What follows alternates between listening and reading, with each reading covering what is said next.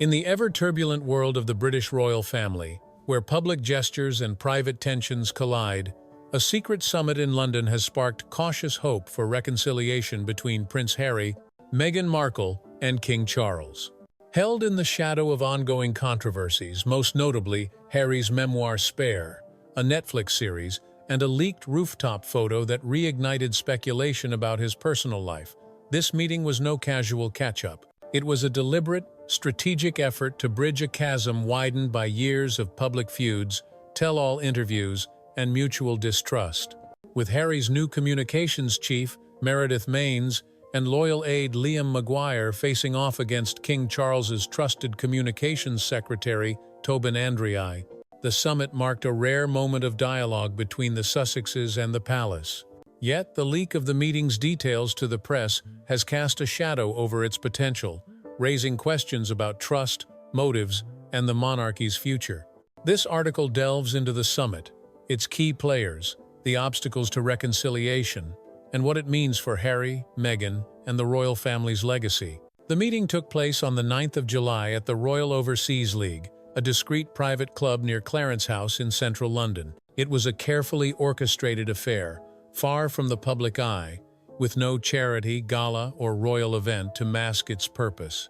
Representing Harry and Meghan were two heavyweights: Meredith Maines, a Silicon Valley strategist who cut her teeth managing PR crises for tech giants, and Liam Maguire, a former military officer who has been Harry's steadfast ally since the Invictus Games. Maines, flown in from Montecito, brought a briefcase full of spin plans and a reputation for navigating chaos, while Maguire's presence signaled Harry's personal investment in the talks.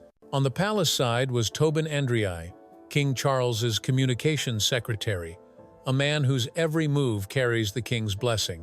Andrea arrived with a symbolic gesture, a bottle of wine from Berry Bros. And Rudd, the royal family's wine supplier since 1760, signaling that this was no ordinary meeting but a peace offering with weight.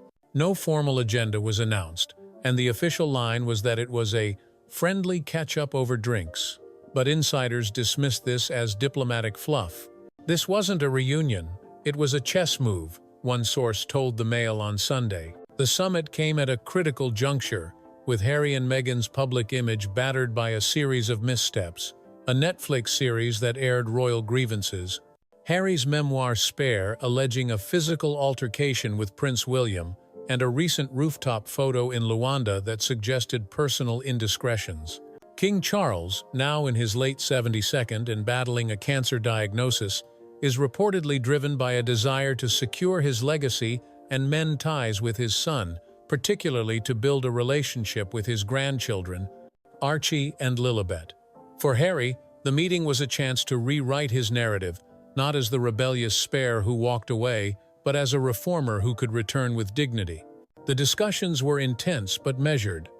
Maines emphasized Harry's desire for peace, stressing his openness to reconnecting with his father and brother without sacrificing the autonomy he and Meghan have fought for.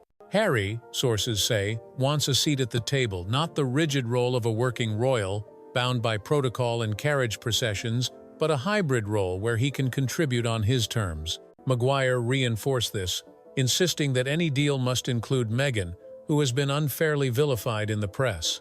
Andrea, calm but firm, made it clear that reconciliation would require discretion, no more tell-all interviews, no Netflix sequels, no public airing of grievances.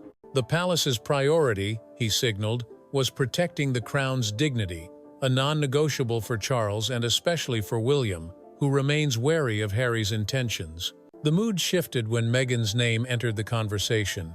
Sources described a palpable tension, with Maguire defending her as integral to any agreement, while Andrea's response was notably restrained. Meghan remains a polarizing figure too high-profile to ignore, too controversial to fully embrace. The wine was opened but barely touched, a metaphor for the cautious, guarded nature of the talks. No contracts were signed, no public statements issued, but a verbal understanding emerged. Lines of communication would stay open, with plans for a second meeting already floated. Yet, the summit's leak to the Mail on Sunday threatened to unravel this fragile progress, with both sides denying responsibility. Harry's team insisted Team Sussex was not responsible, while royal expert Hugo Vickers speculated the Sussexes might have tipped off the press to stay relevant.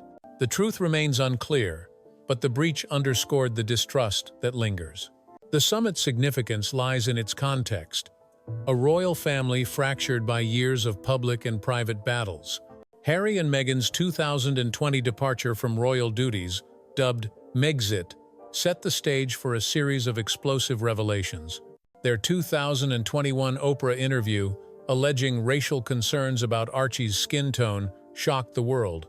The 2022 Netflix series Harry and Meghan painted the palace as cold and manipulative, while Spare detailed personal betrayals, including William's alleged attack and Charles's jealousy of Meghan's popularity.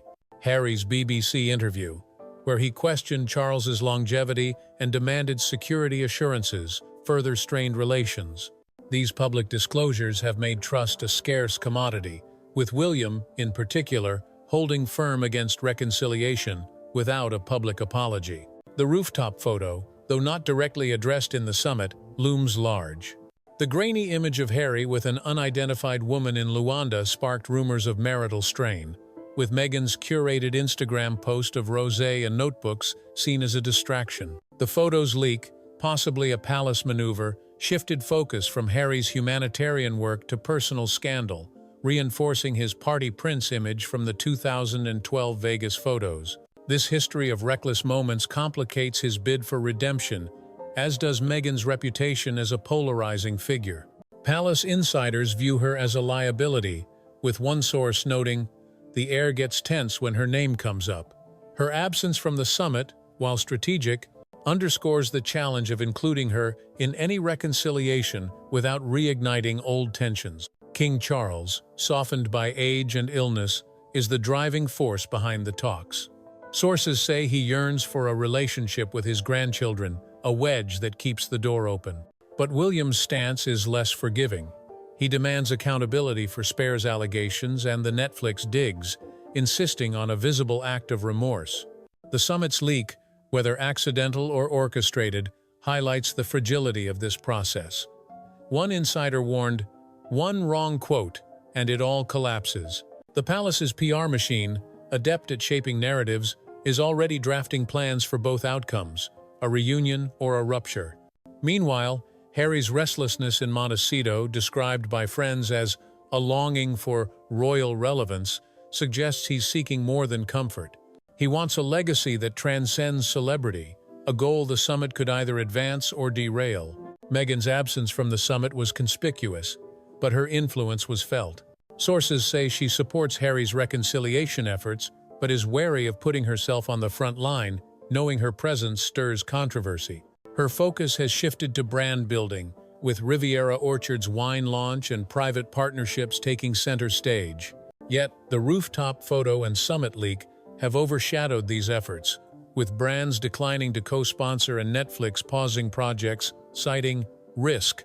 Influencers have distanced themselves, and a staffer reportedly scrubbed Sussex ties from LinkedIn, signaling internal strain. Meghan's curated silence, smiling at events, avoiding public comment reflects her savvy, but it can't fully counter the narrative of a couple losing control. The summit's discussions about Meghan revealed a divide. Maguire's defense of her as unfairly vilified clashed with the palace's cautious approach. Her reputation, built on empowerment and mental health advocacy, is at odds with reports of a demanding leadership style, as detailed in earlier controversies like the alleged hotel staff incident. These stories, combined with the rooftop photo, paint a picture of a brand under siege, struggling to maintain relevance amid personal and professional setbacks. Harry's loyalty to Meghan remains fierce, but their differing instincts, her for private partnerships, him for royal relevance, complicate their unified front. The secret summit between Harry and Meghan's PR team and King Charles's aides marks a pivotal moment in a saga defined by hurt, ambition, and the weight of legacy. It's a fragile step toward reconciliation, driven by Charles's desire to heal family wounds and Harry's quest to redefine his role. Yet, the leak of the meeting, the shadow of the rooftop photo, and the lingering distrust, particularly from William, threaten to derail progress. Meghan, caught between supporting Harry and protecting her brand, remains a polarizing figure, her absence from the talks both strategic and telling. The monarchy, navigating its own challenges with Charles's health and William's future reign, can't afford to ignore Harry forever, just as he can't escape the institution he left. The door to peace is cracked open, but it's one rumor, one misstep from closing. As the world watches Harry's next move, the summit reminds us that in the royal family, silence speaks louder than words, and every gesture carries the weight of history.